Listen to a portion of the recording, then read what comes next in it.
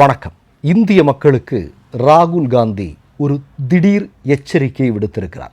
அது என்ன அப்படின்னா, 2 வருடங்களுக்கு முன்பு இலங்கையில் என்ன நடந்ததோ அதற்கு ஒப்பான ஒரு சம்பவம் இந்தியாவிலும் நடக்கவிருக்கிறது. தொழிலாளர்களே, நடுத்தர மக்களே, ஏழைகளே, நீங்கள் மிகப்பெரிய பிரச்சனையை சந்திக்கப் போகிறீர்கள். குறிப்பாக இளைஞர்கள். இதுதான் ராகுல் காந்தி சொல்லியிருக்கக்கூடிய விஷயம்.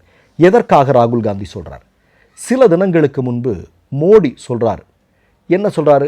வாயை கட்டிக்கோ, வைத்த கட்டிக்கோ, விமானத்தில் ஏறாத, தங்கம் வாங்காத, முடிஞ்சால் வீட்டில் இருந்தே வேலை செய், இப்படிங்கிற மாதிரி ஒரு பட்டியலை அவுத்து விடுறாரு. விட்டுட்டு தலைவர் நேராக 6 நாள் பயணத்துக்கு அவர் பிறந்துட்டார்.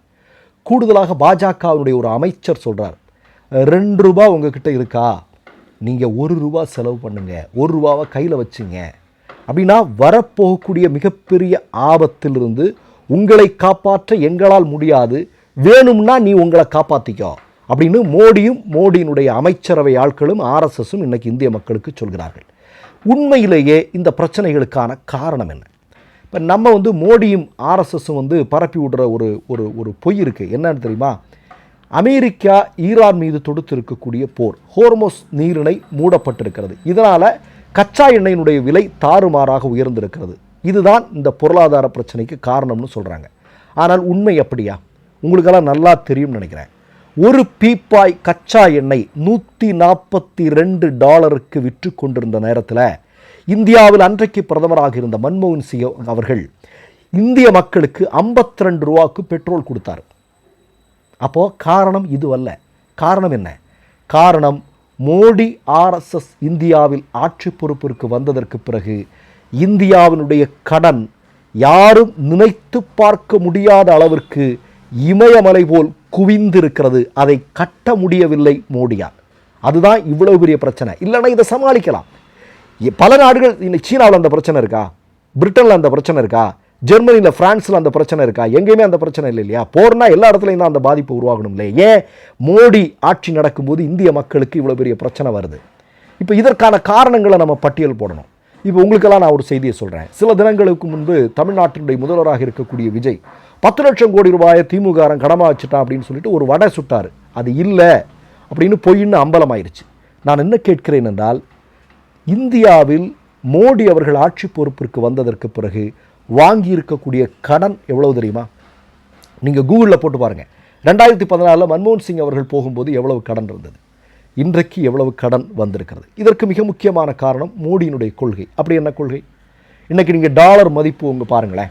இன்றைக்கி 2014 ஒரு டாலர் 62 ரூபாய், இன்றைக்கி 100 ரூபாயை நெருங்க போகிறது. இப்போ உடனே மத்திய அமைச்சராக இருக்கக்கூடிய பொருளாதார மேதை நிர்மலா சீதாராமன் என்ன, டாலர் மதிப்பு உயர்ந்தால் என்ன, நீங்கள் என்ன காய்கறிகள் டாலர்லையா வாங்க போகிறீங்க இப்படிங்கிற ஒரு கேள்வியை கிண்டலும் கேலியுமாக நம்மை பார்த்து கேட்டிருக்கிறார்.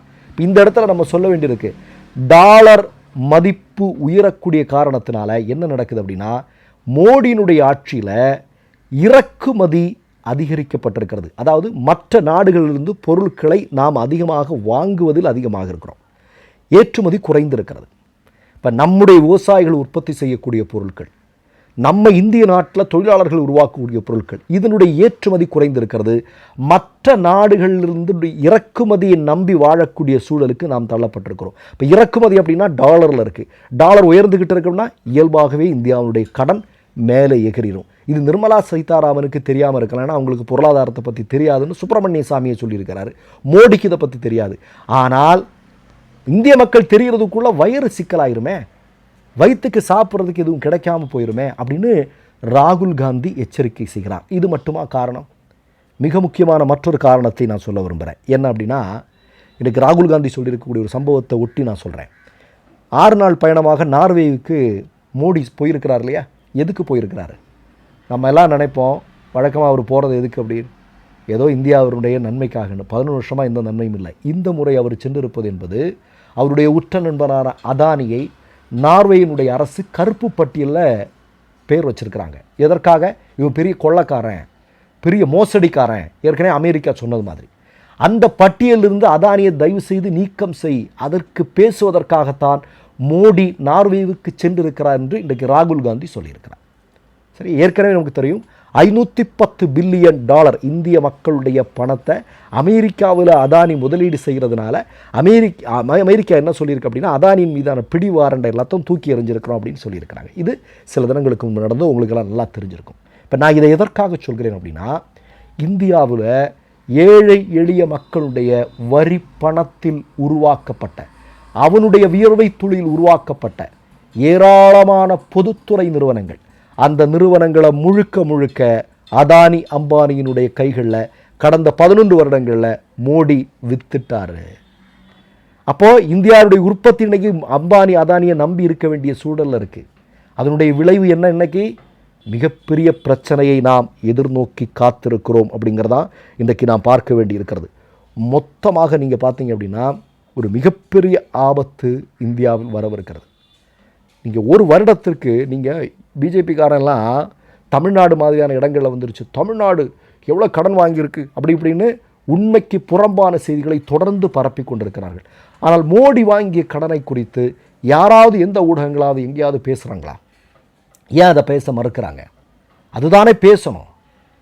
அதுதானே இன்றைக்கி இவ்வளோ பெரிய பிரச்சனையில் நம்மளை கொண்டு போய் சேர்த்துருக்கிறது. ராகுல் காந்தி சொல்வது நடக்கும். அவர் முன்னர் காலங்களில் எதையெல்லாம் அவர் சுட்டி காட்டியிருக்கிறாரோ அதெல்லாம் இந்தியாவில் நடந்திருக்கிறது. இன்றைக்கு ஊடகங்களில் அவருடைய செய்தி தலைப்புச் செய்தியாக வராமல் இருக்கலாம், 5வது பக்கத்தில் தான் போயிருக்கு. ஆனால் அந்த செய்தி என்பது பெரிய அளவிலான ஒரு ஒரு ஒரு விளைவை இந்தியா முழுவதும் உருவாக்கும். அதனால தான் முதல்ல நான் சொன்னேன் இல்லையா, இலங்கையில் என்ன நடந்தது அப்படின்னு உங்களுக்கு தெரியும். இலங்கையில் எவ்வளோ பெரிய பிரச்சனை நடந்தது. தெருக்களில் வந்தார்கள் மக்கள்.